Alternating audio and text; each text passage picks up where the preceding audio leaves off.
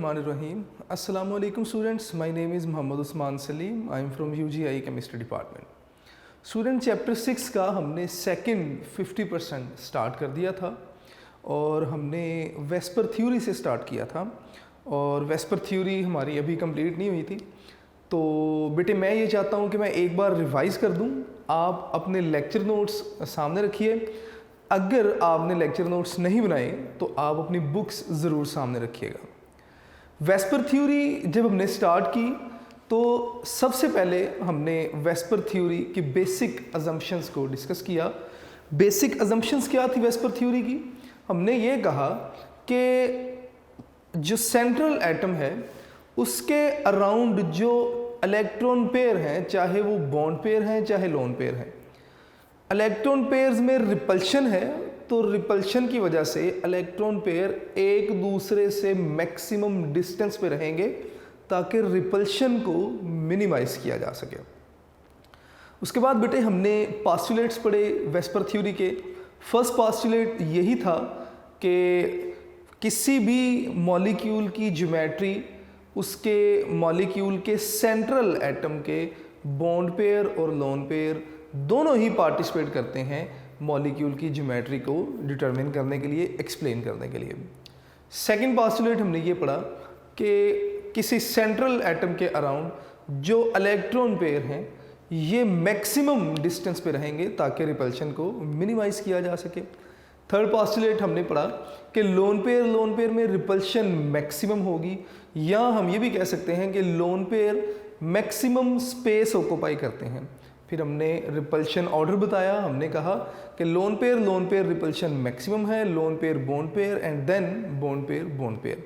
Repulsion lone pair maximum क्यों है हमने ये भी डिस्कस किया कि अगर आप बॉन्ड पेयर को देखेंगे तो बॉन्ड पेयर को दो न्यूक्लियाई अट्रैक्ट कर रहे हैं, लिहाजा बॉन्ड पेयर की जो चार्ज डेंसिटी है, इलेक्ट्रॉनिक चार्ज डेंसिटी, वो स्ट्रेच हो जाती है।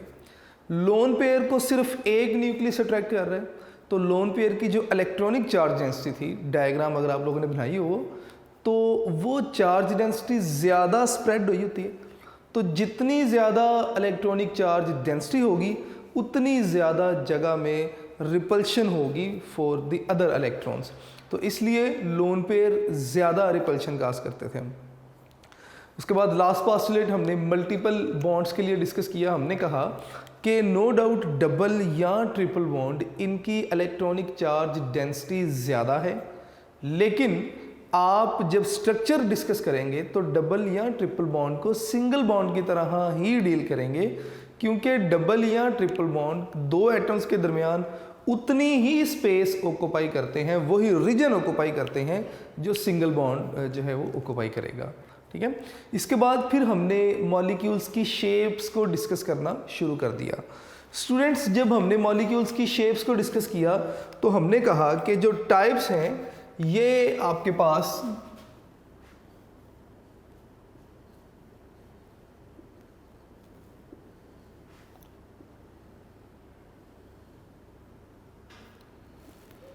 हमने पढ़ा कि AB2, AB3, AB4 हमारे पास ये 3-4 तरह की टाइप हैं। मैं यहाँ पे लिखता जा रहा हूँ, ज़रा काइंडली साथ साथ नोट करते जाइएगा। जिन्होंने पहले फोकस नहीं कर सके थे दोबारा ज़रा गौर से सुनिएगा, चीज़ें और भी क्लियर हो जाएंगी आपको। सबसे पहले हमने डिस्कस किया था AB2 टाइप को। AB2 टाइप में मैंने कंपल्शन लगा दी थी कि इस केस में ये जो 2 लिखा है छोटा सा, या AB3 लिखूंगा तो 3 है, ये शो कर रहे हैं नंबर ऑफ इलेक्ट्रॉन पेयर को। मैं इसे एरो से यहां पे लिख देता हूं कि नंबर ऑफ इलेक्ट्रॉन पेयर, कि ये नंबर ऑफ इलेक्ट्रॉन पेयर हैं।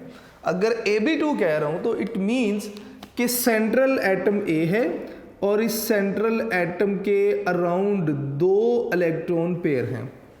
ठीक है। और AB2 टाइप के केस में ये कंपल्शन थी कि दोनों जो इलेक्ट्रॉन पेयर हैं must be bonding pair of electron. मैं यहाँ पे लिख दूंगा must be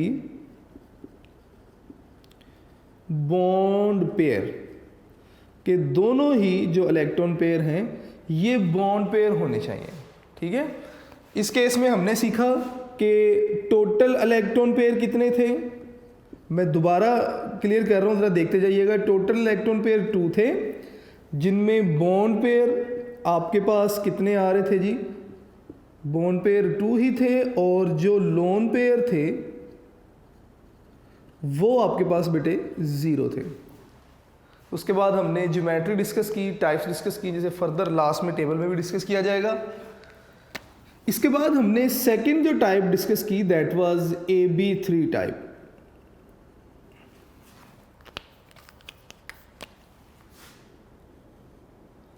AB3 type. AB3 type में ये जो 3 है ये क्या इंडिकेट कर रहा है? इलेक्ट्रॉन पेयर्स को, कि कितने इलेक्ट्रॉन पेयर्स हैं। तो इसका मतलब इस केस में सेंट्रल एटम A के अराउंड 3 इलेक्ट्रॉन पेयर थे।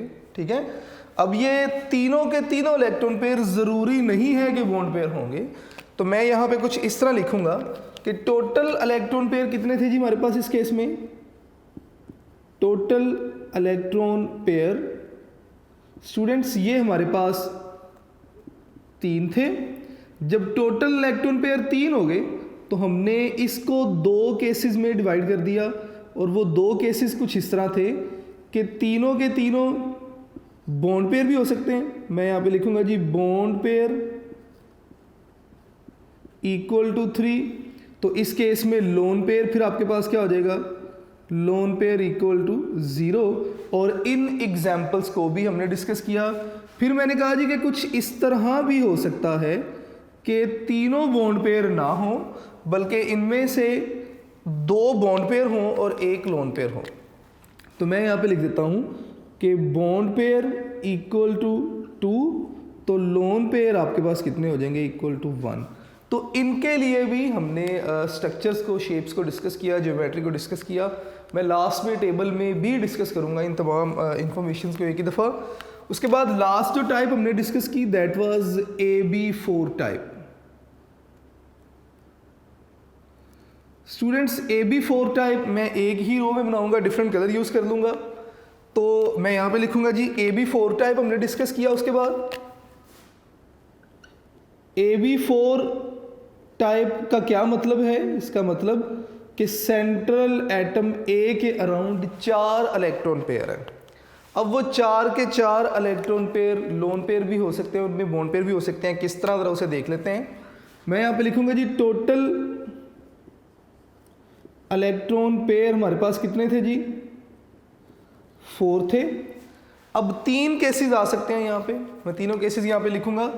फर्स्ट वन इज के बॉन्ड पेयर कितने होंगे? Bond pair equal to 4। अगर 4 के 4 बॉन्ड पेयर हैं तो लोन पेयर कितने होंगे? Lone pair equal to 0। Geometry tetrahedral थी, ये सारी चीज़ें मैंने डिस्कस की। दूसरा केस ये भी हो सकता है कि बॉन्ड पेयर आपके पास 3 होंगे, ठीक है, और लोन पेयर आपके पास जो हैं, अगर बॉन्ड पेयर 3 होंगे तो लोन पेयर फिर कितने होंगे? 1 आपके पास lone pair. Total 4 electron pair complete हो गए।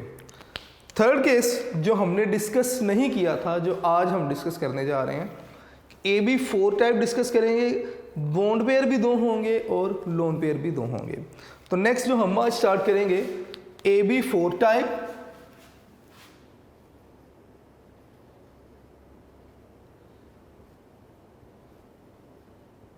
AB4 type with 2 lone pairs।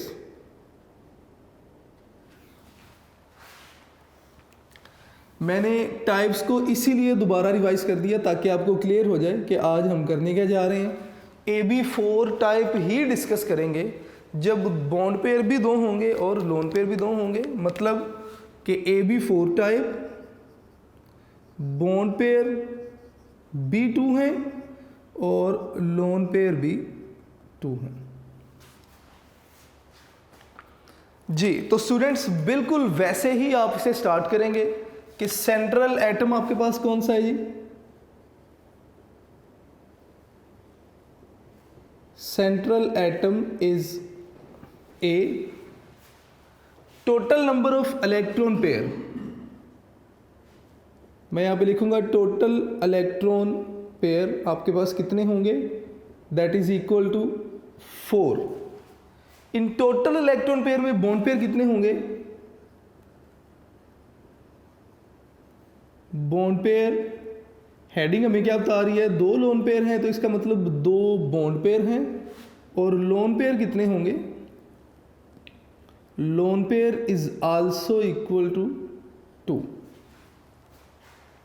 अगर 2 बॉन्ड पेयर होंगे, 2 लोन पेयर होंगे, तो जो मॉलिक्यूलर ज्योमेट्री है वो क्या होगी,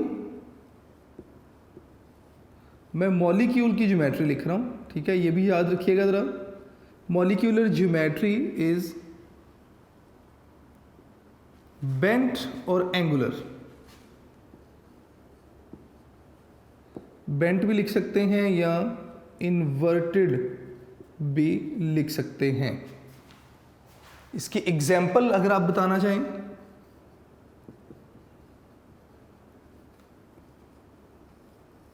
एग्जाम्पल में बेटे आप बताएंगे कि H2O और इसी तरह H2Se, ये इसकी एग्जाम्पल है। शेप बेटे अगर इसकी लिखना चाहें हम तो वाटर जो है इसकी शेप आप लिखेंगे। H2O की एग्जाम्पल लेके चल रहा हूँ, अगर H2O की बात की जाए तो सेंट्रल एटम यहाँ पे O हो जाएगा। O की इलेक्ट्रॉनिक कन्फिग्रेशन लिखेंगे, O का एटॉमिक नंबर 8 है, इसका मतलब 1s2 2s2 2px 2py and 2pz। Total 8 electrons complete करने हैं, तो 2 यहाँ पे आ जाएंगे, 1 इलेक्ट्रॉन यहाँ पे और 1 इलेक्ट्रॉन यहाँ पे। It is the electronic configuration of oxygen. Electronic configuration बता रही है कि ये वैलेंस शेल है।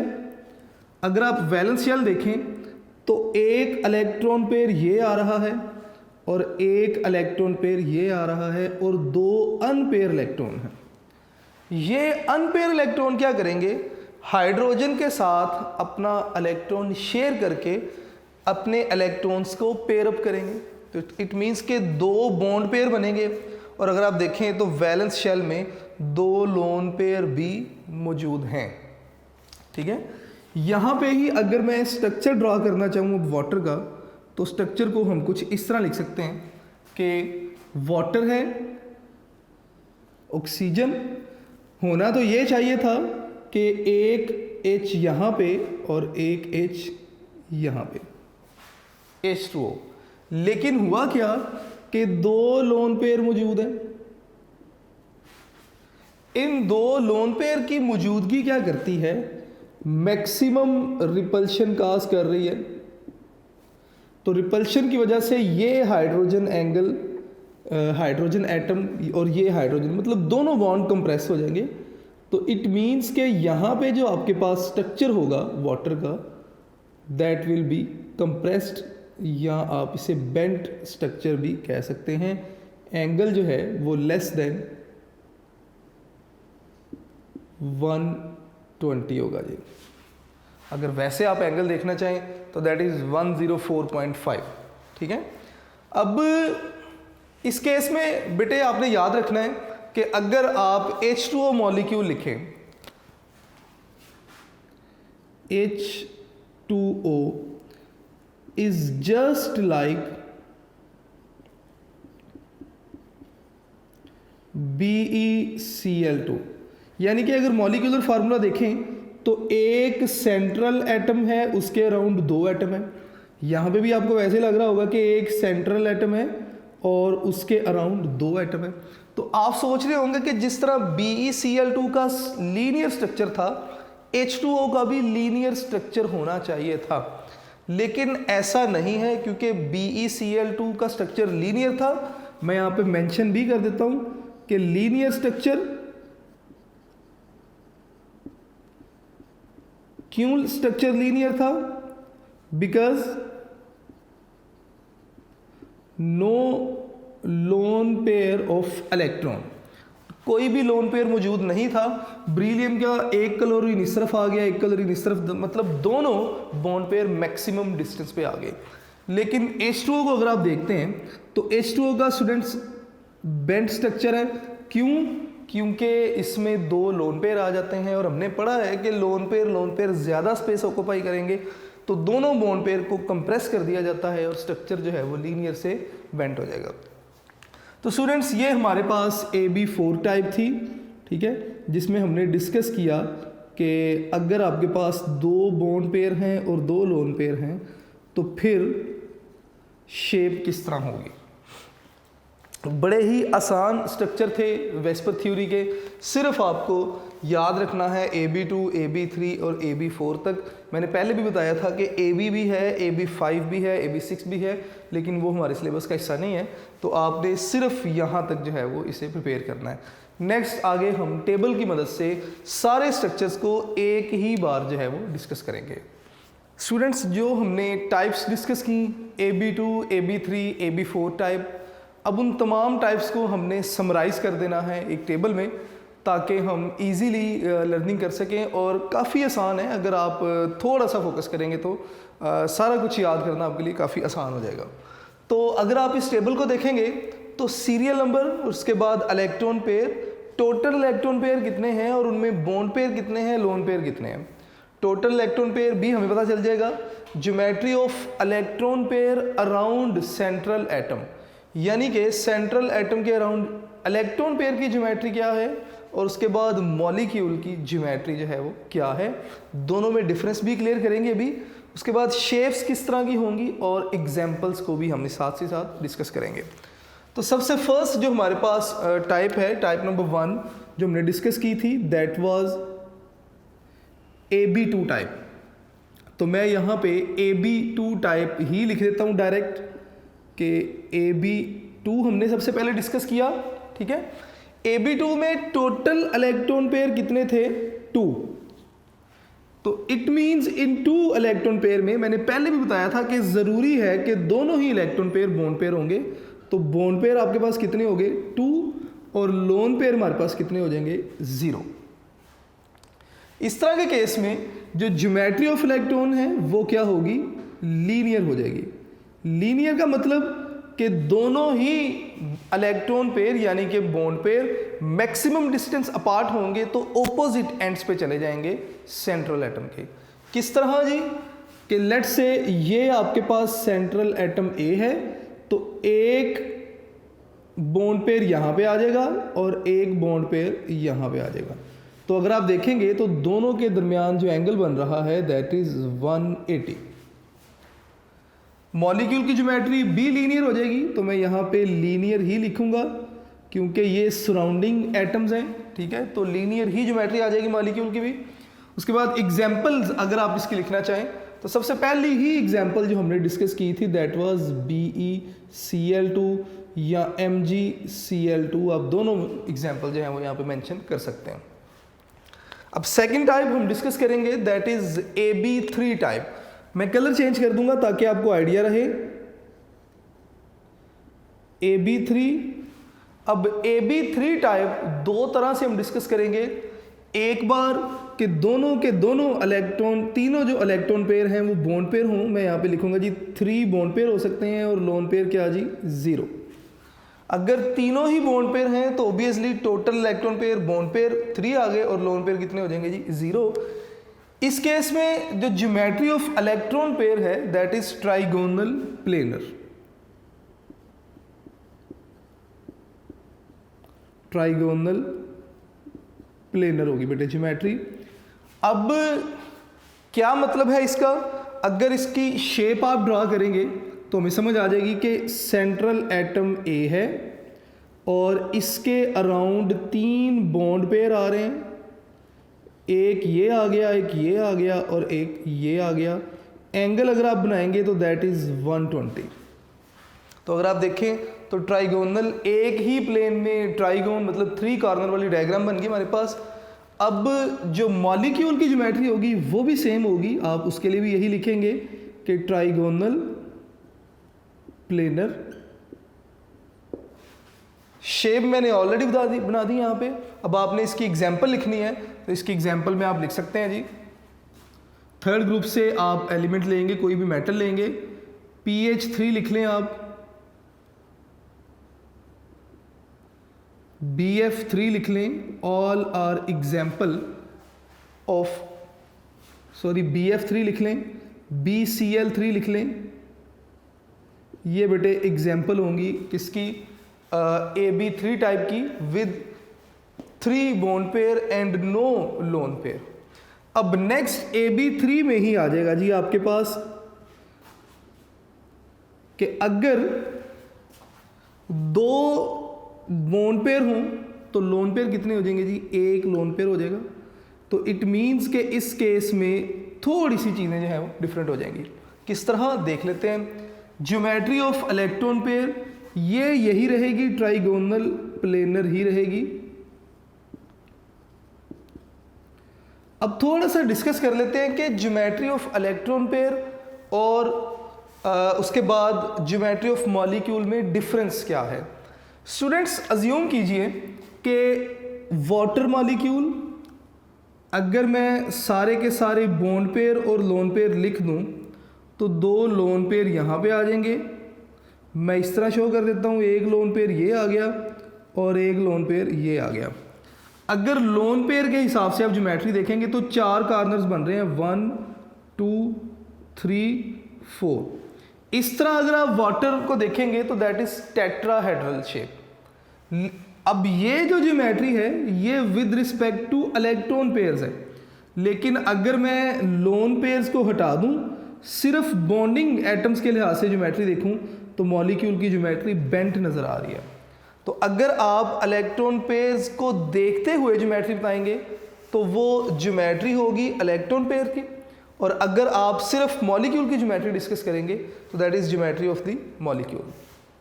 तो अब आगे चलते हैं जी बात को लेकर। अब इस केस में जो आपके पास शेप बनेगी दैट इज आपके पास बेंट स्ट्रक्चर बनेगा। मैं यहाँ पे लिख दूंगा जी, बेंट शेप होगी मॉलिक्यूल की, ठीक है। एग्जाम्पल अगर आप लिखना चाहते हैं तो A आपके पास सेंट्रल एटम है, 1 लोन पेयर आ गया और 2 आपके पास क्या आ गए जी, बॉन्ड पेयर आ गए जी। लें जी, मैं इस तरह लिख देता हूँ जी, ठीक है। अब ये जो एंगल था दैट इज लेस देन 120। इसकी एग्जाम्पल अगर आप लिखना चाहें तो SnCl2 एक लोन पेयर था SN के पास। इसी तरह आपने एग्जाम्पल में SO2 भी लिखा था विद मल्टीपल बॉन्डिंग, एक लोन पेयर है जी S यानी कि सल्फर के पास। थर्ड जो टाइप अब नेक्स्ट हम डिस्कस करने जा रहे हैं दैट इज AB4 टाइप। मैं कलर चेंज कर देता हूँ दोबारा से ताकि हमें आइडिया रहे कि हमने क्या डिस्कस किया। ले जी, next type is AB4 type.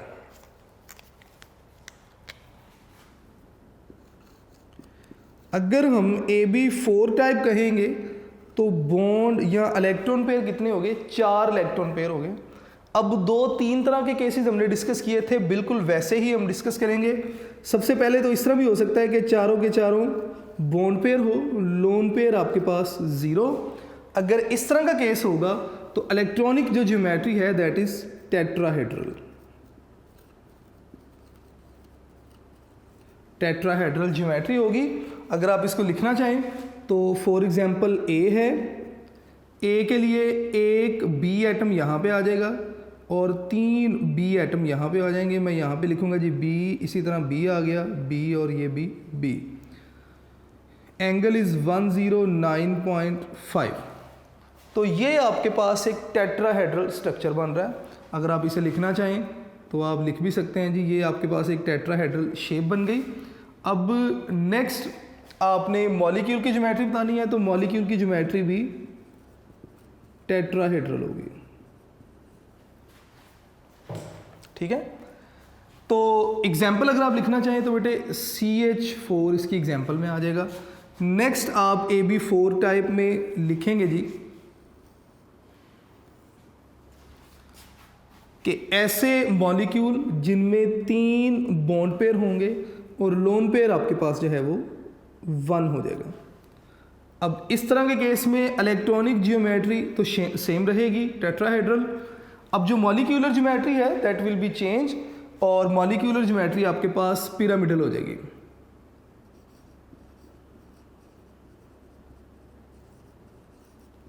Molecular geometry बेटे ट्राइगोनल पिरामिडल हो जाएगी। अब इसकी शेप अगर आप बनाना चाहें तो आप बड़ा इजीली लिख सकते हैं कि ए एटम, इसके अराउंड एक लोन पेयर, जब एक लोन पेयर आ जाएगा तो मैक्सिमम स्पेस ऑक्यूपाई करेगा, तो तीनों बॉन्ड पेयर आपके पास यहाँ पे आ जाएंगे। ठीक है, इसकी एग्जांपल अगर आप लिखना चाहें तो NH3 है, एक लोन पेयर, PH3 है, इसके पास भी एक लोन पेयर मौजूद है। लास्ट में बेटे आपके पास आ जाएगा जी AB4 type with 2 lone pair and 2 bond pair. तो अगर बॉन्ड पेयर भी 2 हैं, लोन पेयर भी 2 हैं, तो AB4 type geometry, electronic geometry same रहेगी, मॉलिक्यूलर ज्योमेट्री यहाँ पे चेंज होके बेंट हो जाएगी या इन्वर्टेड हो जाएगी। क्यों? क्योंकि अगर आप A लिखें तो 2 इसके अराउंड लोन पेयर आ जाएंगे, मैं दोनों लोन पेयर बना दिए, और बेटे दोनों लोन पेयर ज़्यादा स्पेस ऑक्यूपाई करेंगे तो दोनों जो बॉन्ड पेयर हैं इन्हें बेंट कर दिया जाएगा। तो अगर आप स्ट्रक्चर देखें तो बेंट शेप आ रही है। इसकी एग्जांपल बेटे अगर आप बताना चाहें तो H2O या H2SE दोनों ही इसकी एग्जांपल है। दोबारा से मैं बता रहा हूँ जी कि वेस्पर थ्योरी हमने डिस्कस की, पोस्टुलेट्स डिस्कस किए, पोस्टुलेट्स डिस्कस करने के बाद हमने मॉलिक्यूलर शेप स्टार्ट कर दी। मॉलिक्यूलर शेप में हमने AB2, AB3, AB4 type discuss की, अलग-अलग से हमने सबको डिस्कस किया, उनके स्ट्रक्चर्स बनाए। ठीक है, और स्ट्रक्चर बनाने के बाद हमने सारी इन्फॉर्मेशन को समराइज़ कर दिया। अगर AB2 टाइप है तो लीनियर शेप होगी, और आपके पास एग्जांपल्स BeCl2, MgCl2, एंगल 180। अगर AB3 टाइप है तो 2 तरह के केसेस हो सकते हैं कि तीनों के तीनों बॉन्ड पेयर होंगे। अगर बॉन्ड पेयर होंगे तो मॉलिक्यूल की ज्योमेट्री ट्राइगोनल प्लेनर, और अगर 2 बॉन्ड पेयर एक लोन पेयर होगा तो ज्योमेट्री बेंट हो जाएगी। इसी तरह अगर AB4 टाइप आप डिस्कस करें, 4 के 4 ही बॉन्ड पेयर हों अगर, तो मॉलिक्यूल की ज्योमेट्री टेट्राहेड्रल। अगर 3 बॉन्ड पेयर एक लोन पेयर हो जाएगा तो ट्राइगोनल पिरामिडल, और अगर 2 बॉन्ड पेयर 2 लोन पेयर होंगे तो मॉलिक्यूलर ज्योमेट्री बेंट हो जाएगी। तो ये स्टूडेंट्स हमने डिस्कस किया तकरीबन तमाम जो टाइप्स थी। अब लास्ट में हम वेस्पर थ्योरी की लिमिटेशंस को डिस्कस करेंगे, दैट आर वेरी सिंपल।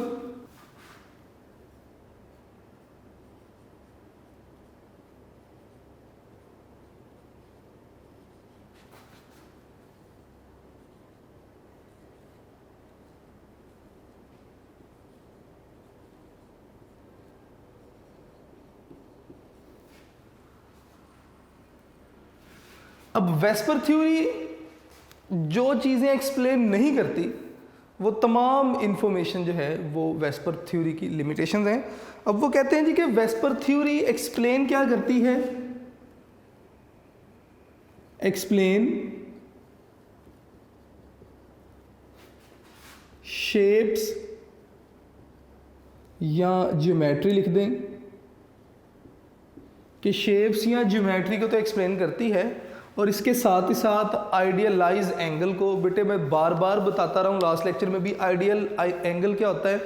अगर लीनियर शेप होगी तो लीनियर के केस में आइडियल एंगल 180 ही होगा। अगर ट्राइगोनल प्लेनर शेप होगी तो आइडियल एंगल 120 ही होगा। अगर बेंट शेप होगी तो आइडियल एंगल लेस देन 120 है।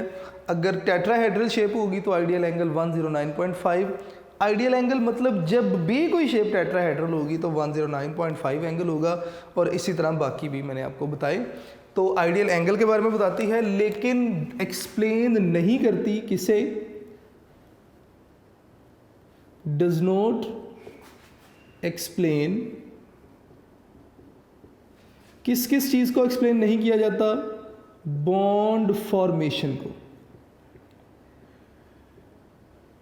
कि बॉन्ड किस तरह बन रहे हैं, या बॉन्ड ऑर्डर को, ठीक है, इसी तरह बॉन्ड लेंथ्स को ये एक्सप्लेन नहीं करती। तो ये इसकी मेन जो आपकी टेक्स्ट बुक में लिमिटेशन बता दी गई कि ये बॉन्ड ऑर्डर को एक्सप्लेन नहीं कर रही, तो it is the limitation of VSEPR theory. अब नेक्स्ट थ्योरी हम डिस्कस करेंगे VBT, और VBT में उन चीज़ों को डिस्कस किया जाएगा जो वेस्पर ने डिस्कस नहीं की थी, मतलब वीबीटी में हमारा मेन फोकस बॉन्ड फॉर्मेशन पर ही होगा।